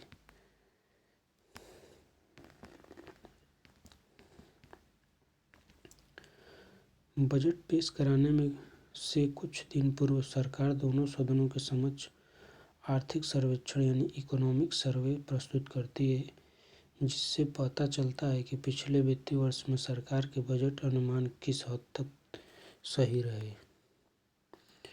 बजट में 2 तरह के व्यय अलग अलग दिखाए जाते हैं। भारत की संचित निधि पर भारित व्यय, भारत की संचित निधि से किए जाने वाले व्यय भारत में संचित निधि पर भारित व्यय, भारत की संचित निधि से किए जाने वाले अन्य व्यय। इन दोनों में अंतर यह है कि संचित निधि पर भारित व्ययों के संबंध में कोई मतदान नहीं कराया जाता, इन पर केवल चर्चा की जा सकती है। शेष व्ययों के संबंध में संसद में चर्चा भी होती है और उनका लोकसभा में मतदान द्वारा पारित होना भी जरूरी होता है। भारतीय व्ययों में ऐसे व्यय शामिल भारित व्ययों में ऐसे व्यय शामिल किए जाते हैं जो संवैधानिक पदों पर आसीन व्यक्तियों के वेतन आदि की सुरक्षा से जुड़े हैं या फिर भारत सरकार की साख को प्रभावित कर सकते हैं। इन व्ययों को राजनीतिक दबाव से दूर रखने के लिए व्यवस्था की गई है कि इन पर मतदान नहीं होगा।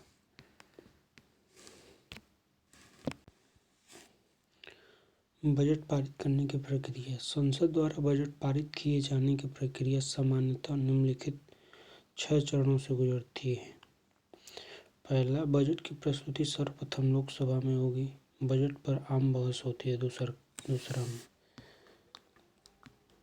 इस पर लेखानुदान पारित किया जाना। सामान्यतः साल भर के कुल खर्चे के अनुमान के आधार पर 2 महीने के व्यय के लिए अग्रिम संचित निधि के रूप में सरकार को दी जाती थी। इसे ही लेखानुदान के नाम से जाना जाता था या फिर जाना जाता है, अभी है जी। तीसरा चरण, विभागीय समितियों द्वारा मांगों की जांच। विभागीय समितियों द्वारा अनुदान मांगों की जांच कर अपनी रिपोर्ट को सदन में प्रस्तुत किया जाता है।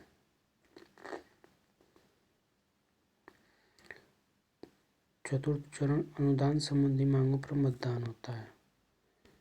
इसके तहत कटौती प्रस्ताव आमतौर पर विपक्षी दल अनुदान संबंधी मांगों के प्रति असहमति व्यक्त करता है। सरकार की मांगों के प्रति असहमति व्यक्त करने का एक तरीका है कटौती प्रस्ताव पेश करना। कटौती प्रस्ताव 3 प्रकार के होते हैं।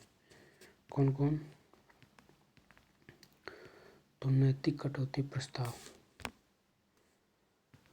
इस प्रस्ताव का उद्देश्य सरकार की नीतियों के प्रति असहमति व्यक्त करना होता है। इसमें मांग की राशि को 1 रुपये तक कर दिया जाता है। आर्थिक कटौती प्रस्ताव, इसमें नीति के प्रति नहीं बल्कि मांगी गई राशि के प्रति असहमति व्यक्त की जाती है। इसमें मांग की राशि को एक निश्चित सीमा तक कम कर दिया जाता है। सांकेतिक कटौती प्रस्ताव, इस प्रस्ताव का उद्देश्य सिर्फ अपनी असहमति का प्रदर्शन करना होता है। इसमें मांग की राशि में से 100 रुपये तक कम कर दिया जाता है। पांचवा चरण होता है विनियोग विधेयक का पारित होना। संविधान के अनुच्छेद 114 में कहा गया है कि संचित निधि में से कोई भी राशि विनियोग अधिनियम के माध्यम से ही निकाली जा सकेगी, किसी और तरीके से नहीं। विनियोग धन विधेयक होता है, इसीलिए उस पर धन विधेयक के सभी नियम लागू होते हैं। छठवां चरण, वित्तीय विधेयक का पारित होना। आगामी वित्त वर्ष के संबंध में सरकार के बजट संबंधी प्रस्तावों को लागू करने के लिए एक धन विधेयक वित्त मंत्री के बजट भाषण के बाद लोकसभा में प्रस्तुत किया जाता है। इसे वार्षिक वित्तीय विधेयक कहते हैं। चलिए, जो विधेयकों के प्रकार हैं उनको सभी को एक साथ देख लेते हैं। तुलना का आधार इधर लेफ्ट साइड में दिया गया है। फिर साधारण विधेयक, फिर धन विधेयक, फिर वित्तीय विधेयक 1, वित्तीय विधेयक 2, देन संविधान संशोधन विधेयक। तो तुलना के आधार में क्या राष्ट्रपति की पूर्व अनुमति जरूरी है? तो धन विधेयक के संबंध में नहीं जरूरी है। साधारण विधेयक के संबंध में नहीं जरूरी, लेकिन धन विधेयक के संबंध में जरूरी होता है राष्ट्रपति की पूर्व अनुमति लेना। वित्तीय विधेयक 1 के संबंध में भी जरूरी होता है राष्ट्रपति की पूर्व अनुमति लेना, जबकि वित्तीय विधेयक 2 के में जरूरी नहीं है राष्ट्रपति से पूर्व अनुमति लेना। संविधान संशोधन विधेयक में भी नहीं जरूरी होता है राष्ट्रपति से पूर्व अनुमति लेना। कौन से सदन में पेश किया जा सकता है? तो साधारण विधेयक को किसी भी सदन में पेश किया जा सकता है, जबकि धन विधेयक को सिर्फ लोकसभा में पेश किया जा सकता है। वित्तीय विधेयक को भी लोकसभा में सिर्फ पेश किया जा सकता है। वित्तीय विधेयक जो 2 होता है उसको किसी भी सदन में पेश किया जा सकता है। संविधान संशोधन विधेयक, इसको भी किसी भी सदन में पेश किया जा सकता है। किस प्रकार के बहुमत की अपेक्षा है? तो साधारण विधेयक में साधारण बहुमत की आवश्यकता होती है। धन विधेयक में भी साधारण बहुमत की आवश्यकता होती है। वित्तीय विधेयक 1 में भी साधारण बहुमत की आवश्यकता होती है। वित्तीय विधेयक 2 में भी साधारण बहुमत की आवश्यकता होती है, जबकि संविधान संशोधन विधेयक में विशेष बहुमत की आवश्यकता होती है। लोकसभा की तुलना में राज्यसभा को शक्ति तो साधारण विधेयक में बराबर है। लोकसभा को भी बराबर शक्ति प्राप्त है और राज्यसभा को भी बराबर शक्ति प्राप्त है। राज्यसभा इस विधेयक को अधिकतम 6 माह के लिए रोक सकती है। किसको? साधारण विधेयक को। संयुक्त बैठक में राज्यसभा कमजोर पड़ जाती है क्योंकि उसमें सदस्यों की संख्या कम होती है। धन विधेयक नहीं के बराबर शक्ति प्राप्त है इसमें। किसको? राज्यसभा को। लोकसभा के कंपैरिजन में राज्यसभा केवल सुझाव दे सकती है इसमें एवं अधिक से अधिक 14 दिनों तक रोक कर रख सकती है। बराबर है। वित्तीय विधेयक 1 में बराबर की शक्ति प्राप्त है राज्यसभा को भी और लोकसभा को, किंतु संयुक्त बैठक में राज्यसभा कमजोर पड़ जाती है, वही सदस्य संख्या इनकी कम है इसलिए। वित्तीय विधेयक 2 इसमें भी बराबर का ही जो है दोनों को अधिकार प्राप्त है, लोकसभा तथा राज्यसभा को भी, किंतु संयुक्त बैठक में राज्यसभा कमजोर पड़ जाती है। एकदम बराबर यानी राज्यसभा लोकसभा को जो अधिकार प्राप्त है संविधान संशोधन विधेयक में वो दोनों को बराबर प्राप्त है, क्योंकि विधेयक का दोनों सदनों से पृथक पृथक पारित होना आवश्यक है। इस मामले में संयुक्त बैठक का प्रावधान नहीं है संविधान संशोधन विधेयक में।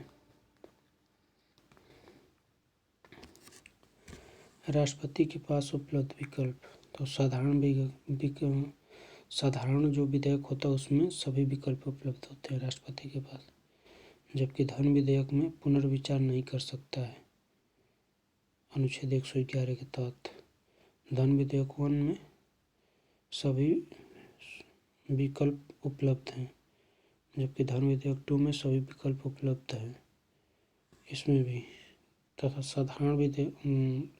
संविधान संशोधन विधेयक में अनुमति देने की बाध्यता है। क्यों? क्योंकि 24वें संविधान संशोधन 1971 द्वारा यह बाध्य कर दिया गया कि संविधान संशोधन विधेयक को राष्ट्रपति को अनुमति देने की बाध्यता है। संयुक्त बैठक हो सकती है या नहीं? तो साधारण विधेयक में हो सकती है, धन विधेयक में नहीं हो सकती संयुक्त बैठक। धन विधेयक 1 में संयुक्त बैठक हो सकती है, धन विधेयक 2 में भी संयुक्त बैठक हो सकती है, लेकिन संविधान संशोधन विधेयक में संयुक्त बैठक नहीं हो सकती है। संविधान के संबंधित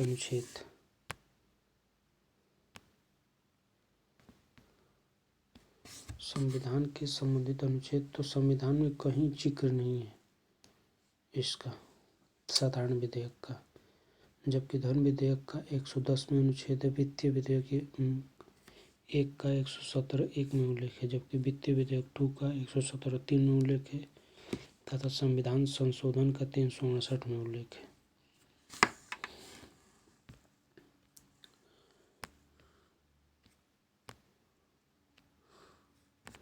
कुछ संविधान संशोधन विधेयकों दोनों सदनों के विशेष बहुमत से, जबकि संघात्मक ढांचे से जुड़े विधेयकों में इसके साथ साथ कम से कम आधे राज्यों के विधानमंडलों का बहुमत भी होना चाहिए। सभी उपलब्ध विकल्प का तात्पर्य है कि राष्ट्रपति विधेयक स्वीकार कर सकता है, खारिज कर सकता है, पाकर वीटो का प्रयोग कर सकता है तथा कुछ सुझावों सहित पुनर्विचार के लिए लौटा सकता है। लोकसभा की तुलना में राज्यसभा के सदस्यों की संख्या कम होने के कारण संयुक्त बैठक में राज्यसभा कमजोर पड़ जाती है।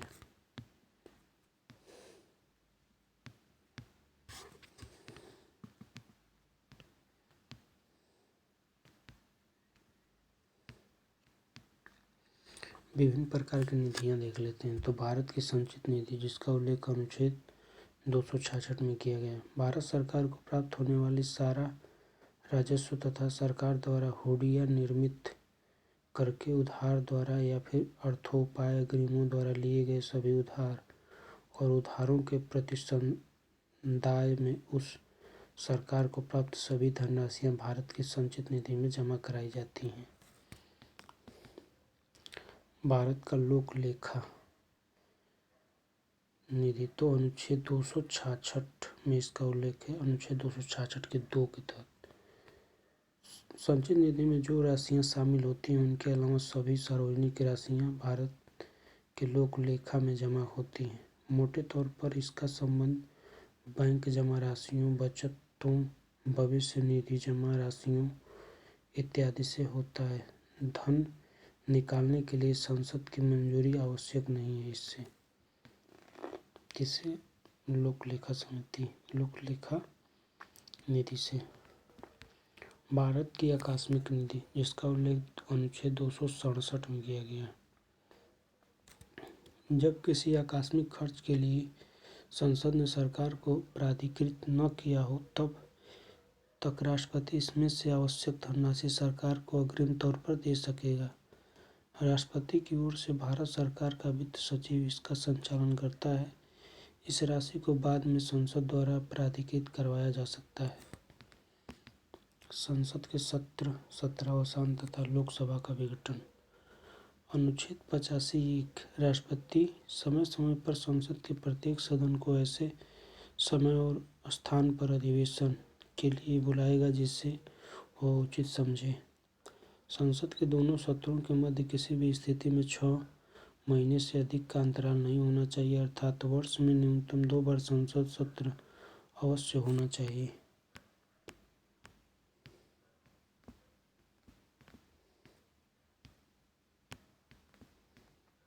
संसद के सत्र का तात्पर्य प्रथम बैठक से सत्रावसान के बीच की अवधि से है। साधारणतः वर्ष में 3 बार संसद का सत्र आयोजित होते हैं। पहला बजट सत्र फरवरी से मई तक, मानसून सत्र जुलाई से सितंबर तक तथा तीसरा शीतकालीन सत्र नवंबर से दिसंबर। लेमडक सत्र का अर्थ है नई लोकसभा के चुनाव के बाद पुरानी लोकसभा का अंतिम सत्र के लिए बैठना। इस बैठक में जो सदस्य नई लोकसभा के लिए नहीं चुने जाते उन्हें ही लेमडक कहा जाता है। स्थगन का अर्थ है बैठक को अस्थायी तौर पर निलंबित करना। स्थगन का प्रभाव सदन में विचाराधीन किसी भी विधेयक या फिर प्रस्ताव आदि पर नहीं पड़ता है। कभी कभी ऐसा भी हो सकता है कि सदन का पीठासीन अधिकारी सदन को स्थगित तो करे किंतु सदन के पुनः एकत्रित होने के संबंध में कोई घोषणा न करे। इस प्रकार के स्थगन को अनिश्चित काल के लिए स्थगन या फिर साइन डाई स्थगन कहते हैं। सत्रावसान का अर्थ है संसद के किसी सत्र का समाप्त होना। सत्रावसान सदन के पीठासीन अधिकारी द्वारा नहीं बल्कि राष्ट्रपति द्वारा घोषित किया जाता है। विघटन सत्रावसान से अलग होता है। सत्रावसान सदन के एक सत्र को समाप्त करना है, जबकि विघटन सदन को ही समाप्त कर देता है। ध्यातव्य है कि राज्यसभा का विघटन नहीं होता, सिर्फ लोकसभा विघटित की जाती है। विघटन का विधेयकों पर प्रभाव। लोकसभा के विघटन पर जो विधेयक लोकसभा में लंबित होते हैं वो सभी व्यक्तिगत अर्थात समाप्त हो जाते हैं, चाहे उनकी शुरुआत लोकसभा में हुई हो या फिर वे राज्यसभा से पारित होने के बाद लोकसभा पहुंचे हों। जो विधेयक लोकसभा से पारित हो चुके हैं किंतु राज्यसभा में लंबित हैं वो भी लोकसभा का विघटन होने पर व्यक्तिगत अर्थात समाप्त हो जाते हैं। जो विधेयक राज्यसभा में शुरू है और राज्यसभा में ही भी लंबित है तथा लोकसभा द्वारा पारित नहीं किया गया है वो विघटन पर समाप्त नहीं होते। यदि कोई विधेयक दोनों सदनों द्वारा पारित किया जा चुका है और राष्ट्रपति को अनुमति के लिए भेज दिया गया है तो वह लोकसभा के विघटन पर समाप्त नहीं होगा। जो विधेयक राष्ट्रपति के पास भेजा गया था किंतु राष्ट्रपति द्वारा सदन को पुनर्विचार के लिए लौटा दिया गया था वह भी लोकसभा के विघटन पर समाप्त नहीं होगा।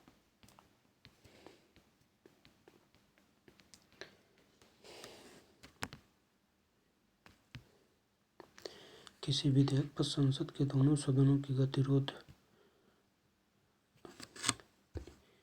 यदि किसी विधेयक पर संसद के दोनों सदनों में गतिरोध रहा हो और राष्ट्रपति ने उसके संबंध में दोनों सदनों की संयुक्त बैठक बुलाई जाने के आशय की सूचना दे दी हो तो वह विधेयक भी लोकसभा के विघटन पर समाप्त नहीं होगा। संसद का कामकाज। जिस समय संसद का सत्र चल रहा होता है तब उसका प्रत्येक कार्य दिवस एक अधिवेशन होता है। प्रश्नकाल। संसद के कार्य दिवस का पहला घंटा अर्थात 11 से 12 बजे तक का समय प्रश्नकाल कहलाता है। इस समय मंत्री विभिन्न संसद सदस्यों द्वारा पूछे गए प्रश्नों का उत्तर देते हैं। शून्यकाल। शून्यकाल प्रश्नकाल के तुरंत बाद अर्थात 12 बजे शुरू होता है। इसमें संसद सदस्य बिना किसी पूर्व सूचना के प्रश्न उठा सकते हैं। शून्यकाल की चर्चा संसद की प्रक्रिया संबंधी नियमों में नहीं की गई है। वस्तुतः यह भारतीय संसदीय व्यवस्था द्वारा विकसित किया गया एक नवाचार है।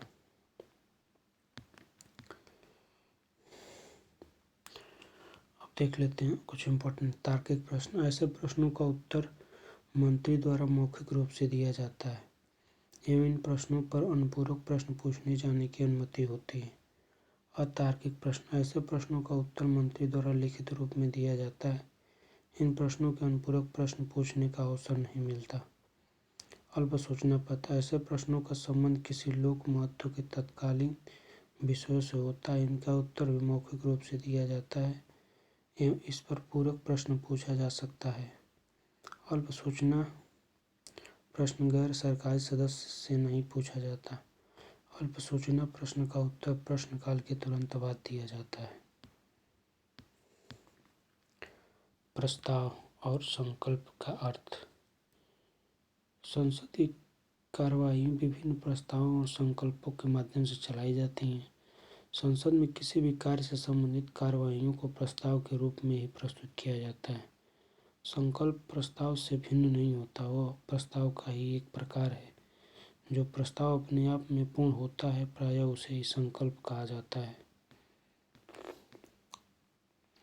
संकल्प में सामान्यतः किसी मध्य दृष्टिकोण, राय या फिर उद्देश्य की प्रस्तुति होती है और यह उस उद्देश्य के प्रति सदन की सहमति व्यक्त करता है। विश्वास प्रस्ताव। यह प्रस्ताव मंत्रिपरिषद की ओर से लोकसभा में प्रस्तुत किया जाता है और इसके पारित होने का आशय होता है कि मंत्रिपरिषद को लोकसभा का समर्थन हासिल है।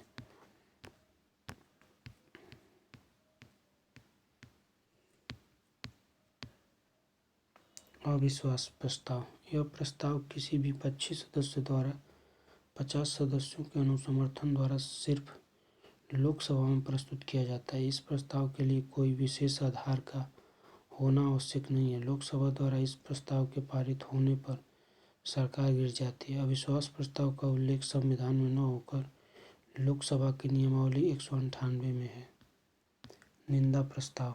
निंदा प्रस्ताव भी सिर्फ लोकसभा में विपक्ष के किसी सदस्य द्वारा सरकार के किसी मंत्री या फिर मंत्रियों के समूह या फिर संपूर्ण मंत्रिपरिषद के विरुद्ध उसके कुछ कार्यों या फिर नीतियों के प्रति असहमति प्रदर्शित करने के लिए लाया जाता है। यदि यह प्रस्ताव लोकसभा में पारित हो जाता है तो मंत्रिपरिषद के लिए इस्तीफा देना जरूरी नहीं होता, किंतु उस पर यह दबाव आ जाता है कि वह जल्दी से जल्दी विश्वास प्रस्ताव या फिर किसी अन्य माध्यम से लोकसभा में अपना बहुमत सिद्ध करे। विशेषाधिकार प्रस्ताव। यह प्रस्ताव किसी भी सदस्य द्वारा किसी भी सदन में तब प्रस्तुत किया जाता है जब उसे लगता है कि किसी मंत्री या फिर मंत्रियों ने गलत तथ्य देकर संसद सदस्यों के विशेषाधिकार का उल्लंघन किया है। ध्यान आकर्षण प्रस्ताव।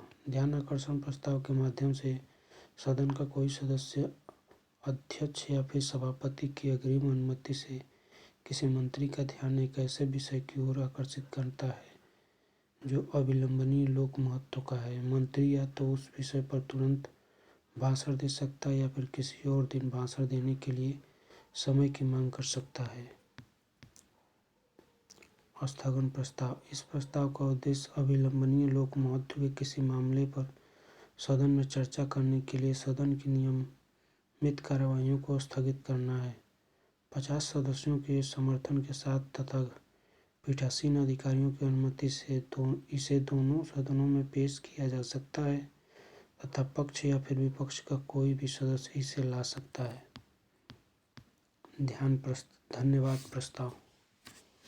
लोकसभा के प्रत्येक चुनाव के बाद पहले सत्र की शुरुआत में तथा वित्तीय वर्ष के पहले सत्र की शुरुआत में राष्ट्रपति दोनों सदनों के संयुक्त अधिवेशन के समक्ष अभिभाषण देता है। राष्ट्रपति का अभिभाषण उसका व्यक्तिगत वक्तव्य न होकर मंत्रिपरिषद द्वारा तैयार किया गया होता है तथा उसमें सरकार के कार्य निष्पादन तथा भावी योजनाओं का जिक्र होता है। राष्ट्रपति के इस अभिभाषण पर दोनों सदनों में चर्चा होती है तथा मतदान होता है। यह चर्चा धन्यवाद प्रस्ताव के रूप में ही होती है। इस प्रस्ताव का पारित होना सरकार के अस्तित्व की शर्त है, क्योंकि इसके पारित न होने का तात्पर्य है कि सरकार ने अपना समर्थन खो दिया है।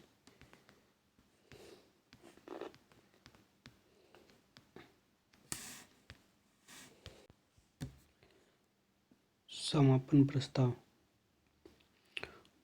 क्लोजर मोशन को हिंदी में समापन प्रस्ताव, संवर प्रस्ताव और कटौती प्रस्ताव कहने का प्रचलन है। इसके लिए ज़्यादा सटीक अनुवाद समापन प्रस्ताव है। इस प्रस्ताव का उद्देश्य सदन में चल रही चर्चाओं को बीच में ही रोकना होता है।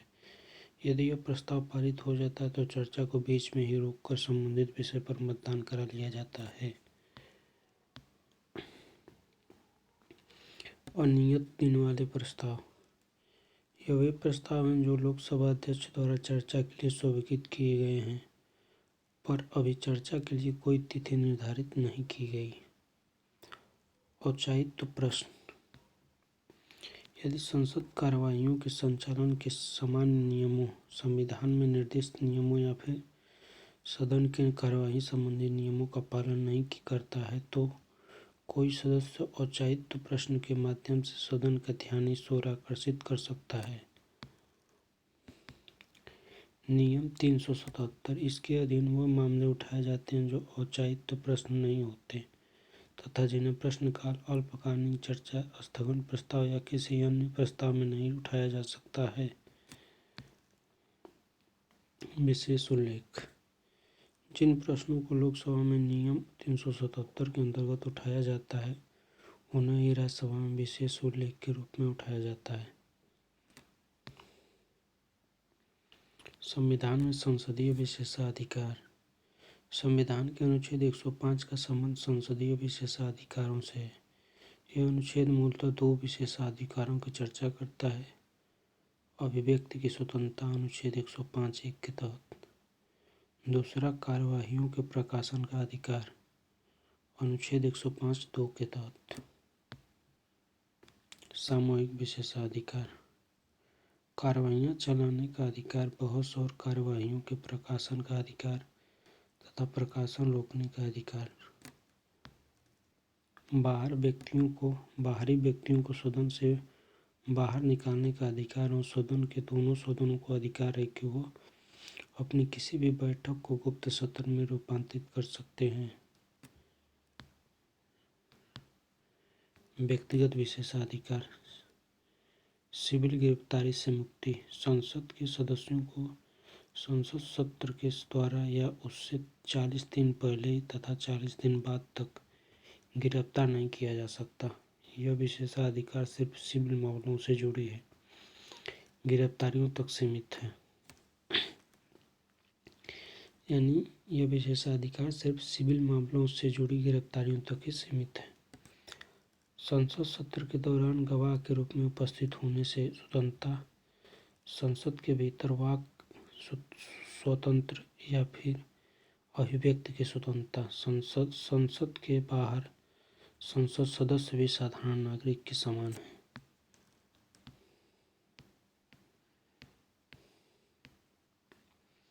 संसदीय समितियां। संसदीय समितियां दो प्रकार की होती हैं। एक अस्थायी समिति तथा दूसरा अस्थायी या फिर तदर्थ समिति। अस्थायी समितियां वो हैं जो हमेशा अस्तित्व में रहती हैं और जिनके सदस्यों का चयन प्रत्येक वर्ष या निर्धारित समय के अनुसार किया जाता है, जैसे लोक लेखा समिति, प्राक्कलन समिति इत्यादि। अस्थायी या तदर्थ समिति वह है जो किसी विशेष प्रयोजन के लिए बनाई जाती है तथा प्रयोजन पूरा होने पर जिनका अस्तित्व समाप्त हो जाता है। यह साधारणतः दो प्रकार की होती हैं, जांच समिति तथा सलाहकार समिति।